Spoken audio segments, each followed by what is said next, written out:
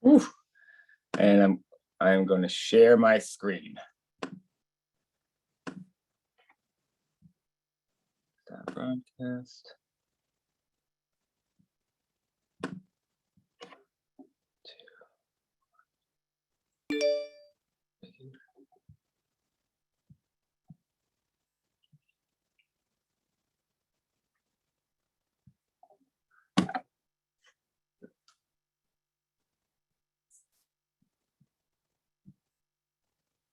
Well, everybody, thank you for joining us. This is a joint venture for the first time ever, with QT2 Systems and Breakthrough Performance Coaching. Jeff and I were talking last week sometime. We figured, why not have a joint little get together and pre-race talk between our two squads? That would be just a fun idea to do. So we're going to hold this presentation today. And then we're going to hold a Q&A tomorrow down by the water, just an in-person Q&A. Today we're going to be talking about different keys to race day success. We were lucky enough to have Coach Russet Morrow do a great course race overview earlier or last week sometime. If you want to see that, we have that available on YouTube. I think it has. Geez, Russet became a celebrity in the past week. I think it has about 1,000 views. But this today is going to be a little more towards the tips and tricks to make sure we have a great race day. Okay, so a little bit about us. Jeff, do you want to talk? Yeah, my name's Jeffrey Capobianco. I guess my first triathlon ever was Ironman Lake Placid back in 2005. I was instantly hooked, and I've been here every year since. Cool. And I am Tim Snow. My first triathlon was in 1998, I believe. First time in Lake Placid was 2000. Both of us have obviously done the race many times. Jeff at 15, I think I'm around 14. If Jeff is to finish this coming weekend, he will be at 16. He is also a perennial Kona qualifier. And he's actually, Jeff, I'll be honest with you, somebody I've looked towards as I've been trying to kind of get back into racing. You've been at it for such a long time and you're still going. And I say, I can do it too. Yeah. And then I looked and saw that you had 45-ish finishes. I don't recommend that. Yeah. All right. So these are the kinds of things we're going to be talking about today. Each of these topics, which will lead to hopefully a positive race outcome, the training, your nutrition and rest, your race fueling, your race pacing, and then the mental landscape that you approach the day with. Okay. Some of that has to do with preparation. Hopefully much of that is done. Some of that has to do with execution, and together all those things come out to create an outcome. So first thing we'll talk about is training. And Jeff, go. Yeah, Hayes in the barn. There really isn't much at this point that you can do to build any fitness. The fitness is there. However, there's a whole lot you can do to screw things up between now and Sunday. So our suggestion is to just stay off your feet as much as possible, focus on your recovery, focus on your nutrition, control the things that you can over the next few days. Take that bike out, spin through all of your gears, make sure that all of your equipment is in good working order, and just keep the intensity low, maybe throw in a couple of short efforts, but not more than like 30 seconds or a minute, but like a total work time of maybe 3 minutes, really just super easy. Then get off your feet, eat, drink, chill, and just relax. Like Jeff said, the hay definitely is in the barn. You are not training anymore. You are just making sure your stuff works. As QT2's Jesse Kropelnicki used to say, he said, between now and race day, I don't want to be on my feet at all. I want somebody to wheel me in a wheelchair to the water's edge and dump me in the water. And that's the next time I want to use my legs. So you are done. Celebrate it. Get ready to roll. Okay, so that's the training. So just to go back real fast, this is one slide on training because you're done. You are done. There should be nobody on the street running up and down doing wind sprints with who have what's this thing called? A wristband? A wristband. You'll see it. Wristband. You'll see it. People do some crazy stuff. All right, nutrition and rest over the next few days. So today and tomorrow. Today, just nutrition wise, today is just a very normal day. Eat as you normally would, okay? Tomorrow, your morning should be kind of a normalish morning. And then as the day goes on with lunch and dinner, start to have a more carbohydrate focus to your lunch and dinner, okay? And also when you're doing that, as you're upping the carb intake, start to reduce your fat and fiber intake as well. Okay. Did you want to talk quickly about? Yeah. So, QT2 talks about the number of grams per carbohydrate in each meal. At PPC, we talk a lot about grams per kilogram or grams per kg. Really, all of it's just a guideline. And the idea is that if there's more carbs, there's less protein and fat. And I think that's just to dumb it down and keep it as simple as possible. That's where you need to be. And then on Saturday, which is the day before the race, that's when we're really topping off the tank. So what we typically recommend is a very large breakfast, carbohydrate focused, okay, pancakes, waffles, okay, a couple of eggs, limit the sausage and bacon, stay away from the fat, but just a really big breakfast, and then spend the rest of the day tapering down your meals. So a big breakfast, you're snacking on things like pretzels and fat-free Fig Newtons. A decent little lunch that is maybe a sub from Subway or homemade from the deli at the Safeway, with a turkey sub with a roll or a bun. And then hopefully your dinner will be the smallest meal of the day, maybe a cup of pasta with a chicken breast. And if you can go to bed just a hair hungry, just a hair, you've probably put yourself in a good spot. And with all of that increased carbohydrate intake on Saturday, you really need to focus on hydration to help to absorb those carbohydrates. So in so doing, just as you are hydrating more, not just water, okay, you want to be having sports drink as well. If you are going to have a good deal of water, consider supplementing your water with a sodium supplement, okay? Yeah, I always think of like this meal on Saturday as the breakfast that you reserve for like the day after the race, but this is the one we want to have the day before your race. Focus on getting in a ton of carbs. And then I love the pretzel idea. Pretzel rods and Gatorade are like my favorite. It's pretzel rods are loaded with salt. They're going to force you to drink more. If you're drinking more Gatorade, you're going to be getting in those calories and that sodium that you need for race day.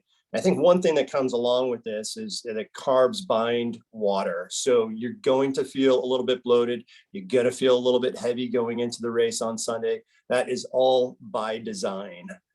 We want that water weight there. That's going to help us stay hydrated through the bike and hopefully right into the run, sort of set us up, put us in a good spot so that we're not starting in a hole already. And then I did have one athlete today reach out to me and say, like, I feel like if I follow this, I'm going to be overeating. It's like, that's kind of the point. Like, they were like, I feel like that's too much carbs, and carbs are what we're after here. So this is sort of your one day pass to be drinking Gatorade when you don't have a race or a workout. It's a special day because you're going to do a special thing the next day. Yeah, good point. That's a good point. All right, and then race morning, very easy to digest carbohydrates, okay? Or have carbohydrates that are very easy to digest, I should say. Heavy on the electrolytes, heavy on the fluids, a little bit of whey protein. Studies show that a little bit of whey protein the day of a morning of an event can help to increase performance. And typically speaking, have this carb-focused breakfast about 3 to 3.5 hours prior to your race start, which, yes, is a ridiculous time of day. An example that we typically use is a full bottle of sports drink. 2 to 3 cups of unsweetened applesauce, a banana, and a scoop of whey protein, or 2 to 3 egg whites. The scoop of whey protein tends to be easier. If consumed around 3 a.m. for a 6:30 start, you may find yourself in a desperate porta potty situation around 5:30 in the morning, which is perfect. That is a perfect time to really have to go to the bathroom. You will be extremely well hydrated from the sports drink and from the unsweetened applesauce, and it will just flush you out. Jeff has something to add with the fuel for fire. Right? Oh yeah, so the applesauce, whey protein, it's already prepackaged. Like those fuel for fire little packets, I think are gold race morning. So I do a couple of those, and yeah, wonderful. You get it all. All right, hydration pre-race. So between now and Sunday, just keep in mind that we don't want to be cramming our hydration. Hydration is a state of being. It's not something that you should try to become on Saturday into Sunday. It's something we just always want to be. Okay. So to that end, water is excellent, obviously, but just be careful with too much water. We really have to be careful with too much water, because what it can do is oftentimes flush out your electrolyte balances within your body. So I like a balanced approach. Okay. So water, sports drink. Okay. As Jeff just said, now is not the time to be worried about all of that sugar, quote unquote. Okay. Now is a perfectly legitimate time to have the sports drink in the days prior to the race. Please beware, be careful of the noons and the zeros. I'm not saying do not have them, okay, but just be careful of these kinds of drinks that have good flavor without any of the sugars, because we will see athletes oftentimes incorporate these in lieu of sports drink because they don't want the sugar, but they want the electrolytes, and the fake sugars that create those nice flavors in too much quantity can cause gastric distress. So I'm not saying no, I'm just saying limit those. Okay. And then do you want to do the flushing? Well, anything? Yes. So I would just add that one thing he was thinking of with the whole gastric distress thing, I was thinking of the old anal seepage that some of these products, they used to come with a warning that what are we talking about? Could induce anal seepage. Yeah, like gastric distress. So we rarely see athletes get in trouble by having too much sodium in there, or Gatorade the day before. It's when we have athletes who just drink water and water and water, making sure that they don't go to bed until their pee is perfectly clear. That's when you start getting in trouble. So make sure that you are taking no sodium, make sure that you don't flush out your electrolytes, and just stay on top of it. So a banana is a very good thing, to have race day or on Saturday.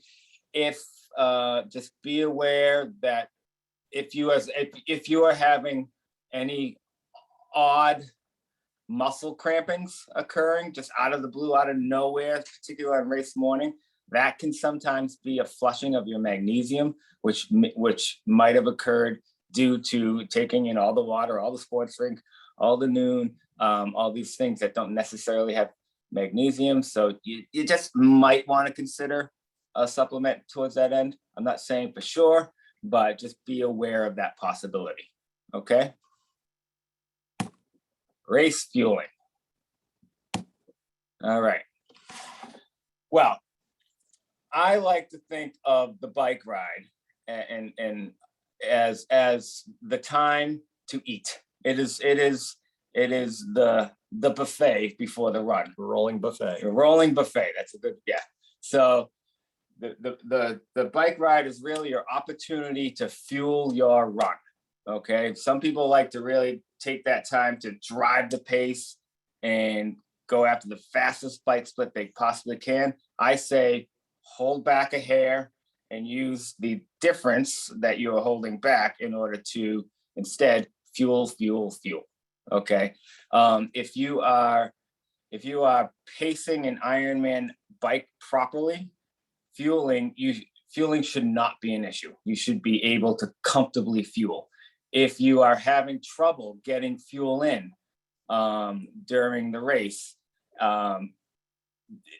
it's often an indicator that you're just going too hard. Okay, so excuse me. Those, depending upon your sweat rate, we say drink at least 1 to 2 bottles of sports drink per hour.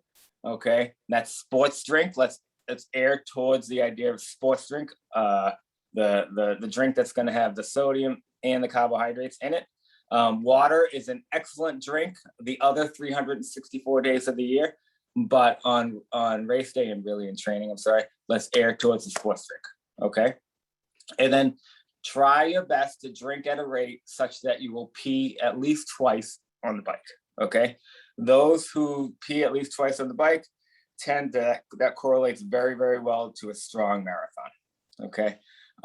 In addition to this, try to eat every 30 to 40 minutes during the bike in the form of a gel, half of a bar, or chews, say Cliff Chews or the Goo Chews. Do you have anything to? Yeah, the only thing I'd add there is when you first get out on the bike, know that you've been in the swim for a while. You've been exercising now for an hour plus. We've got that swim. We've got that long run up to transition. Then if you don't take something in T1, then suddenly you're an hour and a half maybe into your ride by the time you're eating something. So on those hills up and out of town, make sure that you're fueling, because once you hit that descent, the opportunities are far fewer. So yeah, fuel early, fuel often. Exactly. And we'll talk about that with regards to the pacing as well. Very good point. Pre-descent time. On the run, drink at the Gatorade Endurance at each aid station. Gatorade Endurance is an excellent formula, varied carbohydrate sources, as well as heavy sodium content. Very good drink. Use the water to pour over your head as a cooling mechanism, unless your stomach goes sour. If your stomach goes sour, then you can start to sip on the water a bit.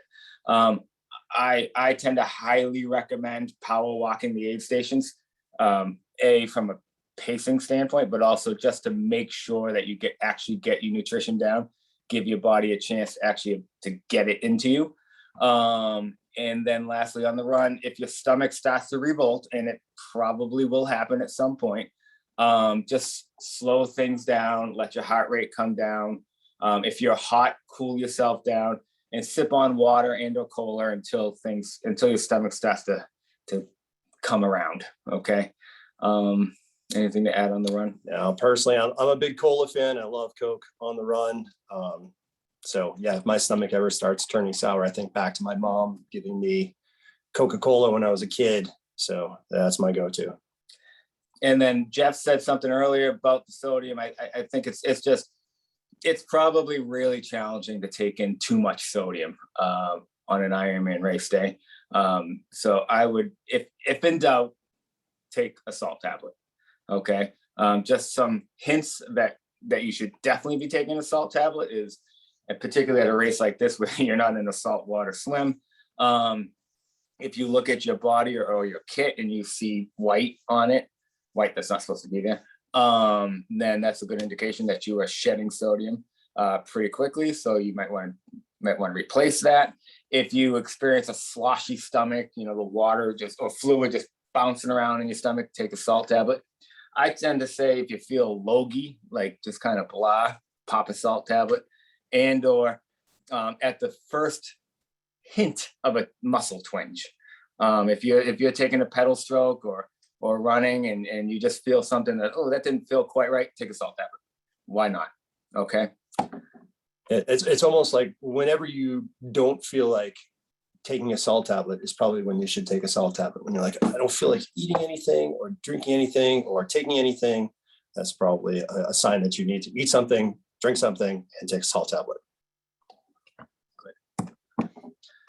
To that end, these are the things that are going to be on the course that I am not happy about. And then as Jeff and I were kind of discussing in the time before this, he seems like he's not that happy about either, but the on-course nutrition.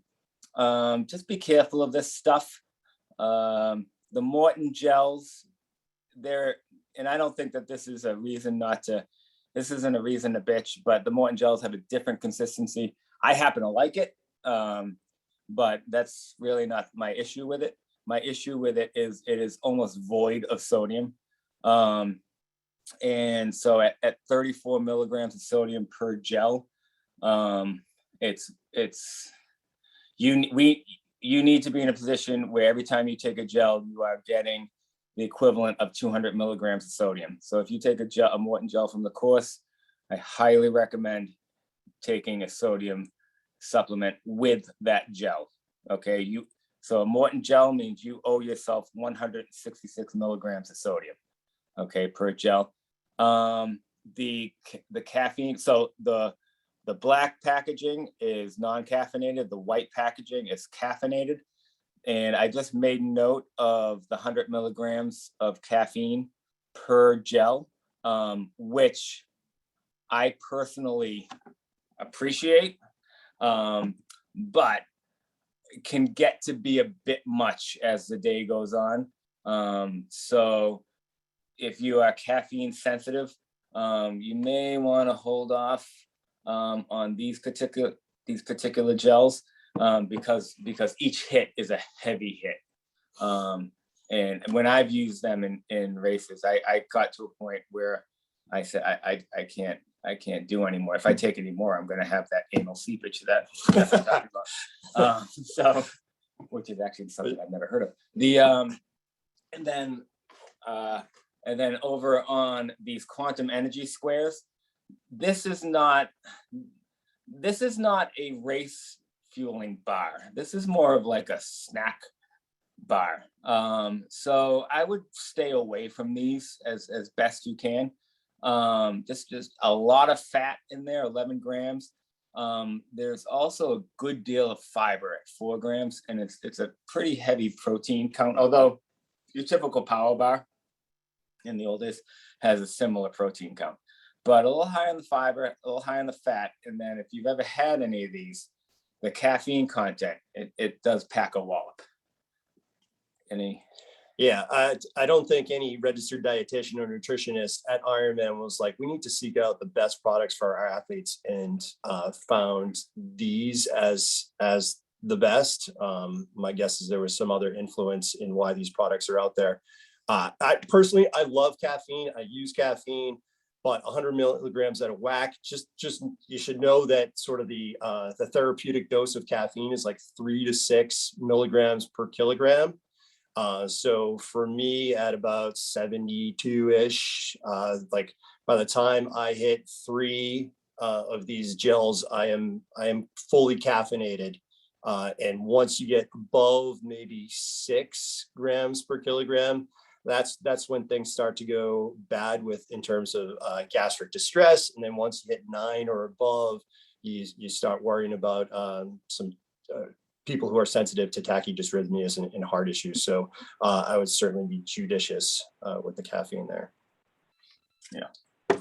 And tomorrow when we hold our Q&A, our registered dietitian, Beth Peterson, will be on site. So if you have questions tomorrow, she will be there to answer any fueling questions that you may have, fueling and or nutrition.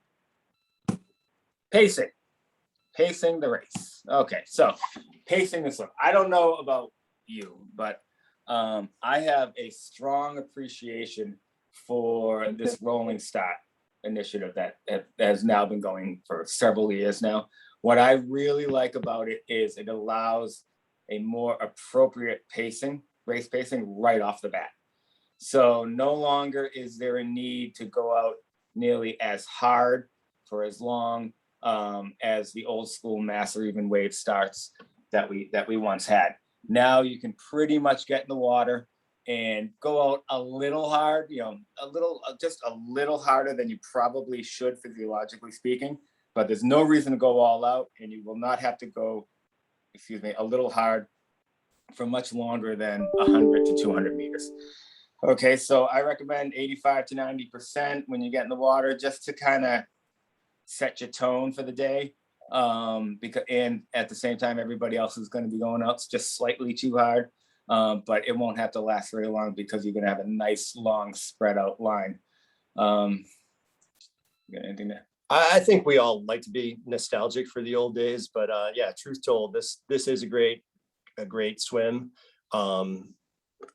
What I like to see athletes do is to sort of find those feet that they think might be feeling a little bit too slow for them, and then when you try to come around that athlete to move up and around, you realize that wow, this person is actually going faster than I can on my own. So you tuck back in behind, and I just love getting on those feet and staying on them as long as possible. And to that end, really take great pains to before the race, feed yourself correctly. Okay, you know, they'll have those signs at the beginning of the race, you know, under an hour to an hour and 5, hour and 5 to hour 10. I think that you can plan that everybody's going to have an extremely optimistic view of what their swim's going to be. Yeah. So probably seed yourself 2 to 3 minutes ahead of what you maybe expect to swim. But I would just get into the hour and 5 to hour and 10 zone and say, okay, what are you going to swim? What are you going to swim? What are you going to swim? Find like-minded people who are thinking they're going to swim just a little bit faster than maybe you think maybe you would actually swim, and you'll probably find yourself amongst the right group. Okay. So really be social right at the beginning, but it's really important early on to seed yourself correctly. If you seed yourself too slowly, then you're going to end up behind a wall of humans. If you seed yourself too quickly, then you're going to get beat up. Be under a wall of humans. Yeah, right. Yeah. Swimming over you. So this is a good opportunity for that. And the last thing I recommend, just on this particular swim, or any swim really, but just kind of save the kicking after the initial get out. Just save the kicking as much as possible. I would, you know, we do this kind of, well, no, I'm not doing it, but you do a loop and then you head back out along the loop and then you kind of swoop over towards northwards. I think once you start that swoop, you can start to think about bringing a kick in. Okay. You want to keep your heart rate low, but you also at the same time want to start the blood flow to the legs. Although you are going to have about a 1,400 meter run to the bike. So that's some good blood flow as well. Anything to add? No. Well, I was just thinking about like coming out of the swim to head up to T2, like where to take off that wetsuit. You know, I certainly see the value in taking it off right away, but you always see some folks running in their wetsuits long distances, but I would say get it off as soon as possible. I'm a big fan of getting it off as quickly as possible. As soon as I get out of the water, I take it right off. I'd rather run without having a body of rubber on me. Well, looks like water temperature is about 71 degrees, so it's going to be well within the wetsuit guidelines. And then I think also, just lastly, there's going to be, you know, at this particular race, my understanding is that the cable is going to be existent across the entire swim course, particularly early on. I think that there is a pressure to, you know, be on the cable. And sometimes that can be a very populated area of the swim, and you can get beat up in there. There's really no reason to feel like you need to be on the cable. All you need to be is next to somebody who's on the cable, perhaps who's next to somebody who's on the cable. You're not going to get lost. My point being, you're not going to get lost on this swim course, okay? Just stay parallel to somebody who's parallel to the cable, and you'll be fine, okay? So if you are at all hesitant in the water and a little bit afraid to get beat up, but also feel pressure about the cable, know that you don't need to be on the cable, okay? Because no one's gonna get lost on this swim course. All right, the bike course. Best described as mountainous.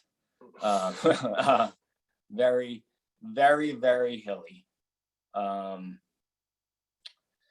Yeah, you want to talk? Yeah, so heading out of town, obviously we've got a number of hills. You'll head down from town past the horse grounds down, and then you'll start your climb out of town.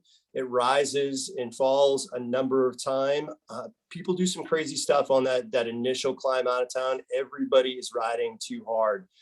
Watch your power numbers, watch your heart rate, whatever you're training by, and just make sure that you take it easy that first time up. Remember your fueling. Remember to stay arrow as much as possible. Anytime you're above like 12 miles an hour or so, you should be arrow. There's arrow benefit there. So take it easy heading out of town the first time. The descents, I always think of it as going down in steps, 3 steps. That first one doesn't start going down until after you head in and out over at Mount Van Hoevenberg. You come out, you make a right, and you go climb a little bit more. And then on the right side of the road is that truck with the steep downhill sign. And that's the beginning of the descent. And it goes down first to the Cascade Lakes, levels out. The road there is a little bit of corduroy, but it levels out nicely. There's the person taking your picture on the left-hand side. So make sure that you look super arrow and cool there. And then it heads down towards Owl's Head Furniture. This section is my favorite. It's just these sweeping wide turns. It's nothing to be afraid of. People ride it full on arrow, and then people ride it completely sitting up. So especially that first time, if you're still in and amongst some people, just be careful and be mindful that some people might be doing some crazy things around you. And then that is that final descent down towards Keene. That one is probably the most winding. But again, the road surface is great, and the turns are definitely sweeping. There's nothing super sharp there that'll get you. Then you're heading down, you make that left onto 9N North, heading from Keene to Upper J and to J. That section is super fast. That's this section through here. The river will be on your left-hand side to start. There'll be an aid station out here. You'll continue along the river. You'll make sort of a right-hand turn. The river will now be on your right, cruising along down towards making that left-hand turn to Wilmington. And as soon as you start making that left-hand turn, short of the out and back on Hazleton, it's nearly uphill the rest of the way. So this is definitely a steep and sort of underrated hill, that climb to Wilmington. So again, it's watch your numbers there. Don't go crazy on that first loop. Remember to fuel. And then the Hazleton out and back is beautiful. It's fast. It's probably my favorite part on the course. Then when you come out of there and start to climb through the notch and back up towards town is when all you'll want to do is sit up. That's where you hit most of the headwinds. The headwinds typically build throughout the day. They're not always there, but typically, in my experience, that's been sort of a slog back to town. So do what you can to stay arrow, do what you can to stay on the fueling and your hydration. And a couple of strong considerations there. Just a reminder, all of this you have to do twice. So once you've kind of made your way up this 12-mile climb, you're going to enter into town. The things are going to be wild again. You're going to see family, friends, everybody's going to be cheering for you.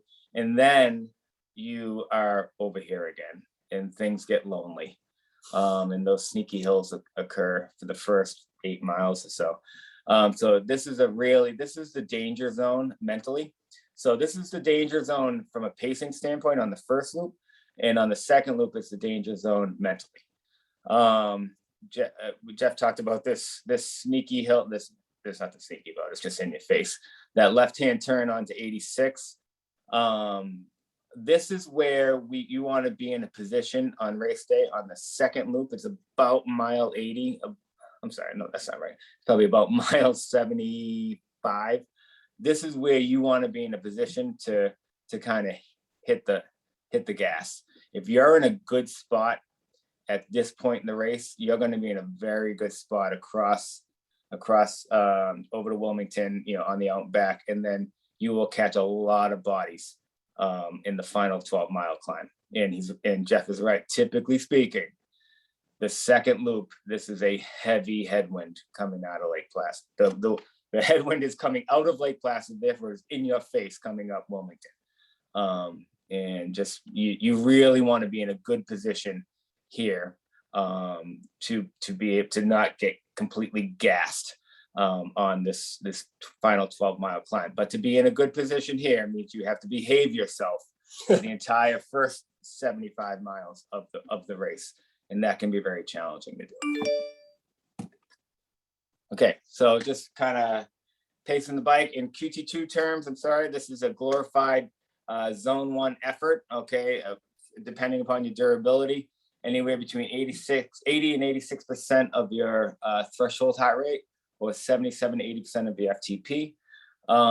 If you are strong durability wise, your training's all there, then you can push it more towards the 80% of FTP, 86% of threshold heart rate, which we would call top of zone 1. If you're a little light on the durability in terms of training volume, then tone it down a bit.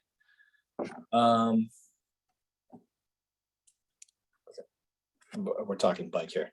Oh, bike. Yeah. On the bike. Yeah, we're pacing the bike. Yep. So most of the hills are pretty gradual. So try your best to avoid the power spikes.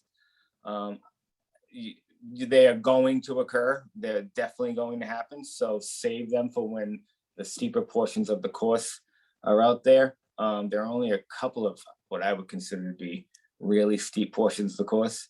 Where would you consider? I would say Whiteface, right at that campground. Yeah, that's steep. But nothing's terribly steep. I think that it's probably on average when you're climbing out of town. I think that average is like 5% ish. So nothing is 15 or 18% or anything that you need to be too concerned with. The real thing is just being mindful not to let things spike and work in too high of a zone for too long. If you have a particular wattage goal, try to keep your climbing not more than 50 to 60 watts above whatever that wattage goal is, depending upon the length and the steepness of the climb. As best you can, keep your cadence as close to 90 RPMs as possible. And I have a little asterisk next to that. 90 RPMs is not necessarily 90 RPMs. What I mean by that is yaw cadence. Whatever your typical cadence is on the climbs, try to keep your cadence as close to that as possible. Typically, that's going to be somewhere in the probably 83 to 92 range. Okay, so just try to you want to keep your gearing as close to that as possible, which can be tricky on the climbs. It can also be tricky into headwinds. So if you are dealing with a headwind, the natural tendency can be to allow that to let that cadence slip down and go into a grinding pattern. And if you start grinding on the bike, you're going to possibly start grinding on the run, because your running cadence will oftentimes match whatever your bike cadence is, relatively speaking. 8,300 feet of climbing over 112 miles is approximately 74 feet per mile, which is mountainous. And then if you should constantly throughout the bike, kind of like I said, like we said, we want to get to about this left on to 86 in a good spot to really attack the rest of the race. To do that, you should be constantly asking yourself, could I be going harder right now? And you should constantly be answering yes. Anything to add to that? No, nothing. All right. This is the run course. I apologize for this weird graphic, but I was trying to make a point, and I'm going to try to make a point. I hope it makes. So this is the graphic of last year's run course. And obviously this year's run course is very, very different. So what I wanted to do was try to illustrate how this year's run course is different than it's ever been before, by showing it versus last year's run course. So what we do is ignore everything on the left. Okay, we're only focusing on what's circled in the yellow. And so we're going to run from Northwoods, not where, because I'm not doing it, but you're going to run from Northwoods down Mirror Lake Drive, down the hill. And then you're going to start a double out and back, which, through the horse grounds, down River Road, back through the horse grounds. And then you are going to come to IGA Hill. And rather than go up it, you're going to turn around and go and do that out and back again down River Road into the horse grounds and all that. You're going to do that 2 times, and then you are going to finish coming up the hill. And so I just wanted to illustrate that this is a significantly faster run course than it has ever been before. You're only going to run down Mirror Lake Drive 1 time. You're only going to descend down the big hills 1 time. You're only going to go up the big hill 1 time to finish. Okay. So most of the run course is going to be happening down below the village, I would say. I hope that makes sense. Does that make sense? That makes perfect sense. I love what you did here. I love this graphic. I love being able to see that lowered profile of 2 times. Yeah, it is a huge difference in the course. Where was it when I was there? But so pacing the run. There's a couple of ways to do this. You can do, so option A is, I think I have a little bit of a typo here, out a bit faster than you expect to average. That applies to option A. I'm sorry, so I didn't type that correctly. So option A is to go out a bit faster than you expect to average. So if you expect to average 8:30s for the run, then go out at about 8 to 8:15 pace and hold on as long as you can, and then limit the damage when things start to get hard. That is the more aggressive approach. If your durability is in a very, very strong place, and you are looking to be competitive in your age group or go for a Kona slot, then option A, and you feel very confident in your run execution, in your run durability, and your run training, option A can be a good option. Okay, so it's to go out a little bit harder than you expect to average, knowing that you are going to fade. And then when you start to fade, but you're only going out a little bit harder. You're not going out crazy, you're going a little bit harder, 10 to 30 seconds per mile. And then hold on to that as long as you can. And then when you start to fade, you limit the fade. Okay, that is the more aggressive approach. Option B, which is probably the more advisable approach, is to choose an initial pace or intensity, really is what I should say, that you absolutely know 1000% you can improve upon, okay, throughout the course of the run. All right, that is probably the more advisable approach. What I really like about the run course now, as opposed to in the past, is you have about, I don't know, maybe we'll call it a mile, maybe it's about a mile of like flat, if not false flat down terrain to begin with, as opposed to in the past, this just drop out of transition. A lot of mistakes had been made on that, including by myself. Yeah.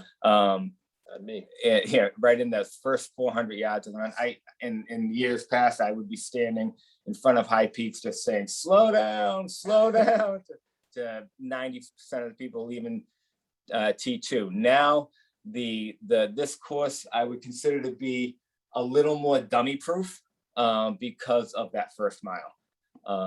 And that, then there is still the opportunity to screw it up right as soon as you drop down the hill, but it's not as right off the bat. Okay. A good goal is to have a good offset of your heart rate from your bike to your run. Okay, so if you can have an offset of something between 8 and 13 beats per minute between your average on the bike and what you end up averaging on the run, you have probably had a good run. Okay, if that difference on the bike, from the bike to the run, is small, let's say you average 145 on the bike and 148 on the run, that's usually an indicator that you rode too hard. If you have a big difference, say 145 on the bike and 160, 62 on the run, that's usually an indicator that you maybe rode too easy. Okay, so a good goal is to create an offset that's about 8 to 13 beats per minute difference. Okay, and then lastly, just know thyself and know your durability. It's very unpopular to say. People like to quote unquote run the entire marathon, even though what often happens on the marathon hardly looks like running. So I highly recommend voluntary power walk breaks through the aid stations. I say, choose to walk rather than, walk under your own volition, rather than having it be involuntary. It's going to happen. So choose to do it. Choose the walking. And it just gives you a really good opportunity to get nutrition down. And I would start right off the bat on the run. So right at first aid station, walk the aid station, set the tone. And what you're kind of doing is pushing off that, well, the race is just too damn far. That's what it boils down to. It's just too damn long. And it's gonna necessitate walking at some point. So you wanna, if you can walk in little 50-meter stints over the course of the run, that's better than, that offsets the later walking in the day. That might be a full mile or 2 miles or 3 miles. In Tulsa, I walked the last 12 miles. Or 12 miles. Yeah. I walked across the finish line. Yeah, that was. Did you at least zip it up? It was already zipped. This is, I'm going to run through 2 examples of what of run pacing. Okay, this is a run file from a marathon. It is an excellent run file. So down on the horizontal axis, we have the miles. On the vertical axis, we have the pace. The blue dotted line is the average, is the heart rate across the race. Okay, this particular athlete, from the first half to the second half of the run, ran 6:47s for the first half of the run, 6:48s for the second half of the run. Average heart rate for the first half of the run was 146, 147 for the second half of the run. This is an impeccably executed run. And what you'll notice, 2 things to kind of stick out is the way the heart rate file stays pretty strong throughout, pretty strong and even throughout, and is able to be increased right at the end over the course of the final few miles. This athlete was able to really dig in and bring that heart rate up right at the end of the race. And then the other thing that to really stand out is that this athlete averaged 6:48s, okay, over the course of the entire race, but showed the discipline in the first mile to run 7:20, say.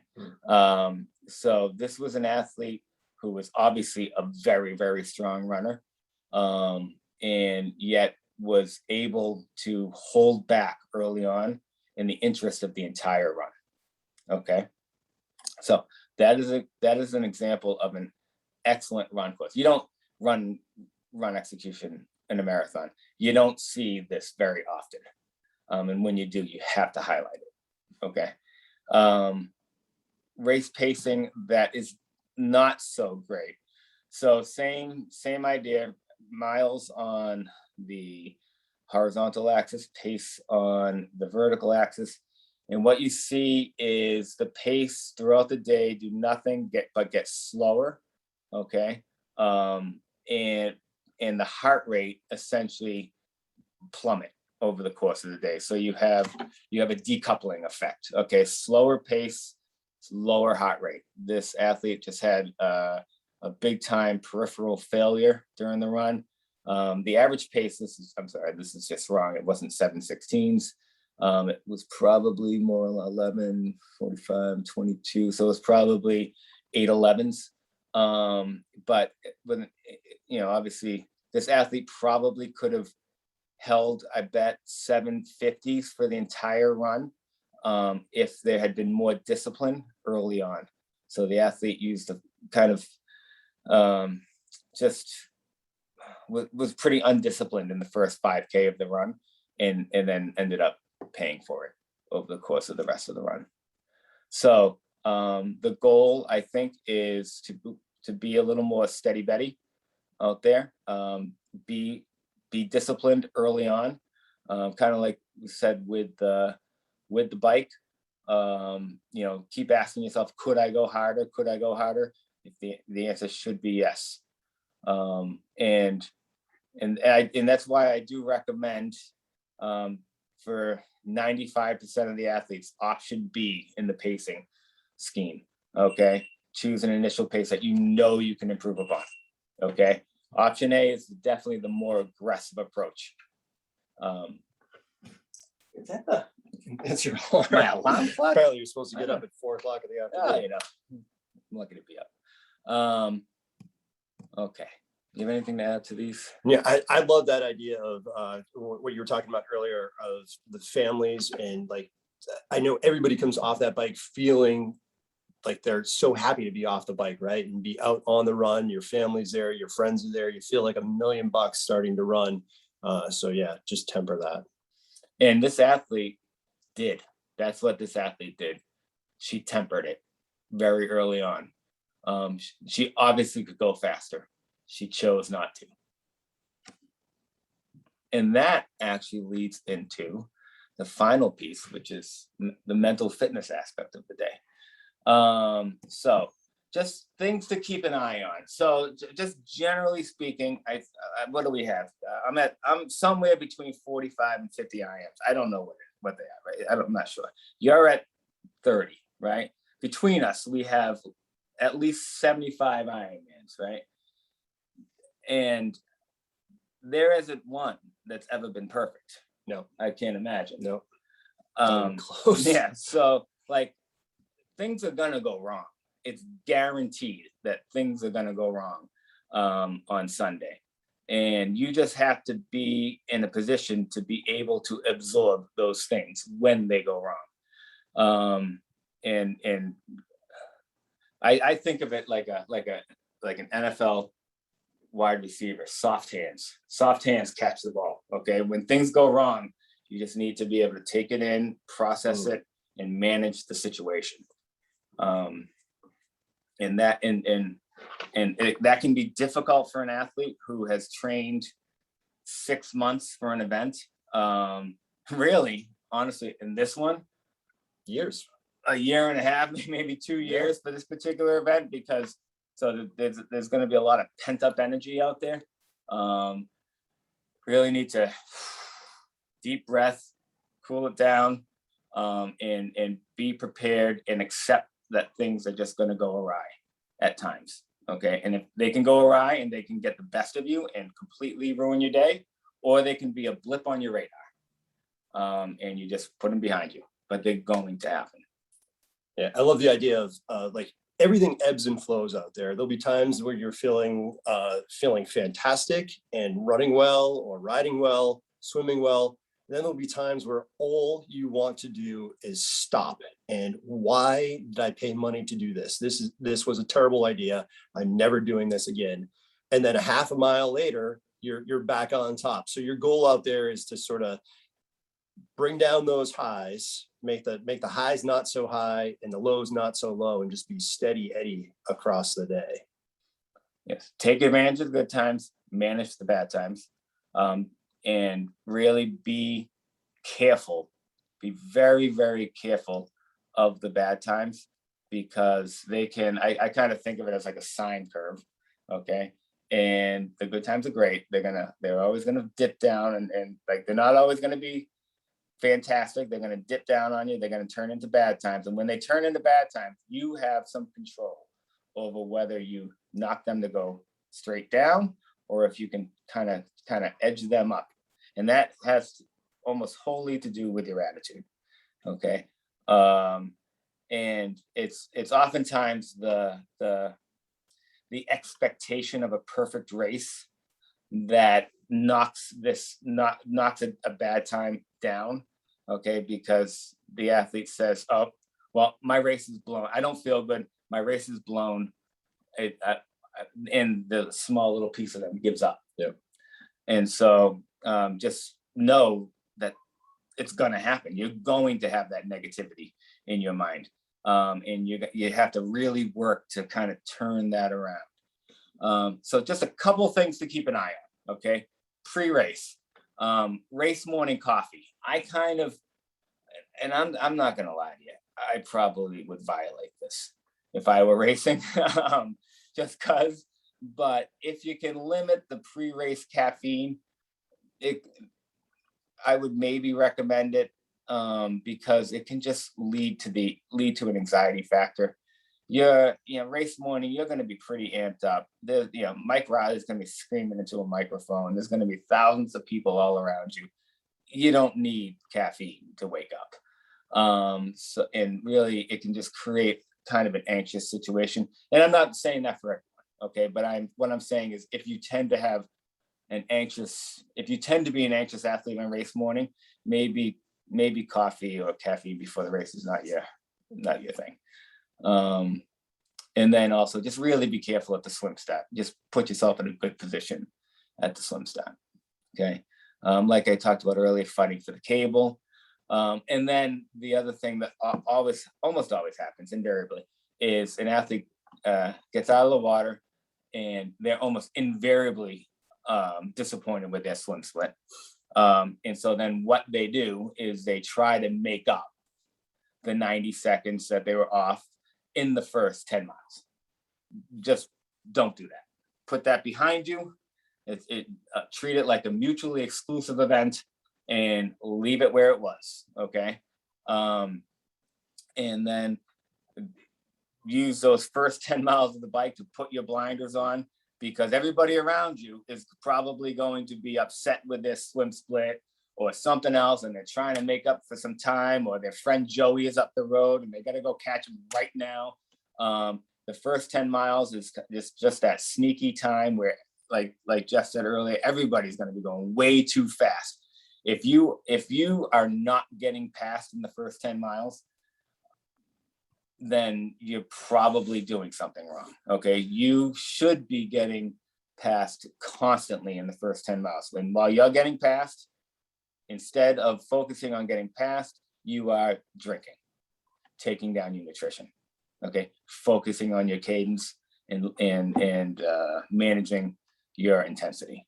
Do you have anything to add? No, I like the idea of a self-inventory anytime things start going south.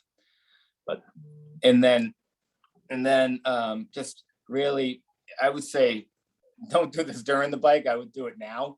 In between now and Sunday, is just try to imagine all the things that can go wrong on Sunday and what you are going to do if and when they do. You miss a bottle at an aid station, what are you going to do? If you get a flat tire, what are you going to do? What is your approach going to be? And I'm not saying that you need to perfectly execute it or even necessarily practice it, but when it happens, it shouldn't be the first time that you've thought about it. Okay. I'll add one thing to that. Missing a bottle is aid stations are where accidents happen out here on this course. So plan for somebody in front of you to miss or drop a bottle. So just be mindful that might happen. Get your bottle as soon as you get it. Obviously look over your left shoulder to make sure no one's coming, and then just stay left. If you don't need anything at the aid station, just stay way left and get through there safely. And then lastly, on the run, just plan. It's gonna hurt. At some point, probably for any number of us, somewhere after mile 13 to 16, it's gonna start to really suck.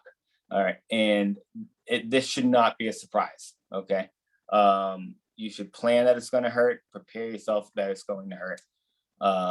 And what are you going to do about that? Are you going to let that get to you and ruin your day, or are you going to absorb it? Okay. And then anything else? No. And lastly, just a Tim drawing. This is my goals, targets, and outcomes thing, my Venn-ish diagram. The things that the blue circle represents the things over which you have complete control. I think that, and really why I talk about this is the idea of goals. I feel like the word goals gets misconstrued, and what we think of as goals per se are actually something that are better termed as outcomes. Goals, in my opinion, should be things over which we have a great deal of control. So for example, a goal is I will hold back on my wattage when people ride by me, or I will drink every 10 minutes. Okay. A goal is a choice that you can make or not make. Okay. Something over which you have almost complete control. And then we have what we call targets. And targets are typically kind of numbers based. You have a lot of control over your targets, but sometimes things are outside of your control. So for example, again, my alarm, I don't know, just unplug it. Yeah, just pull the plug. So targets, I want to go sub 11 on the day, or I will try to hold 9-minute pace for the first 13 minutes. Those are targets. And you probably have training that backs up what your targets are. Your targets are probably appropriate. And so from that perspective, they are within your control, but sometimes your body just doesn't quite show up in the same way that you expect it to. And so instead of holding 9-minute pace for the first 13 miles, you can only, the best you can hold is 9:15. Okay. And so you need to adjust your target and say, if I can try to hold 9-minute pace, but I'm going to blow up. If I'm patient and I hold 9:15 pace, I'm going to be able to see this through. And I want to go sub 11, but it's just not coming together. There's what's wrong with 11:15 on a day. You can try to force sub 11 and go 16:50, or you can say sub 11 isn't going to happen and go 11:17. Okay, I think that the choice is clear. And then lastly, outcomes. And outcomes are just dangerous things, I think. They are things over which you don't have a lot of control. I want to qualify for Kona, or I want to be top 5 in my age group. Those things are very dependent upon other people. Okay. Oftentimes for you to achieve an outcome means others have to not. Okay. So you just have to be careful. And that's kind of the idea of outcomes and goals. I think that we oftentimes use the word goal for things that are outcomes. And I just want to focus on that. That's yeah. And I think if you focus on those goals, those processes, and staying in the moment, drinking your every 10 minutes, keeping on your target pace or your goal pace or your process pace, stay present, let those other things take care of themselves, and they will. Yeah, the outcome will be what it's going to be. And you could have an amazing race and miss Kona by 30 seconds just because a whole bunch of other fast people showed up, or you could have a terrible race and qualify for Kona because nobody showed up. That has significantly less to do with what you did yourself. Okay. And then lastly, questions. We're going to save questions for tomorrow. Jeff and I were going to be at the water's edge in front of the Hampton Inn. And we were going to do a little swim beforehand. Some people are going to do a swim beforehand. I don't know if anyone wants to. Jump in the water, say around 7, but we'll be at the water's edge around 8.